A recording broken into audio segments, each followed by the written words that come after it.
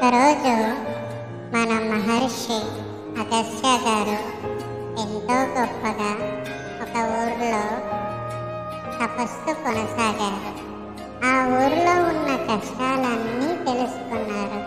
అప్పుడు అతనికి అర్థమైంది, వర్షాలు లేక వాళ్ళు చాలా సతమతమవుతున్నారని.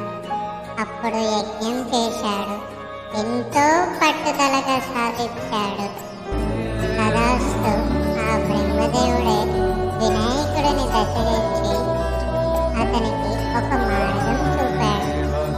ఇలా మీరు కనుక ఇలా ముల్లోకాలు దాటి ఒక శివుడు దగ్గరికి వెళితే మీకు తప్పకుండా మంచి జరుగుతుందని వినాయకుడు ఒక నార్మల్గా వచ్చి తనకి ప్రతి దారిలో ఒక అడుగై తోడై అలా వినాయకుడు అగస్త్య మహర్షికి సహాయం చేశాడు.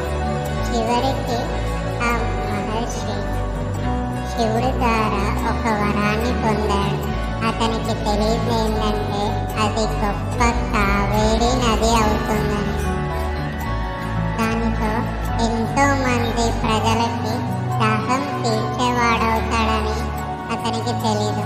ఎంతో బుద్ధిశాలైన మన వినాయకుడు అతనికి అడుగడుగున సహాయం చేస్తూ మరి ఇలా చూడండి, ఎంతో హ్యాపీగా ఎంతో ఆనందంగా అతను జ్ఞానంలో ఉన్నప్పుడు ఆ ఇచ్చిన వరాన్ని ఒక కొండపై నుంచి ఇలా తోస్తాడు. అలా ప్రారంభమవుతుంది మన కావేరి నది. ఇలా మనందరం కూడా వినాయకుడి బుద్ధికి ఎంతో ధన్యులమయ్యాం.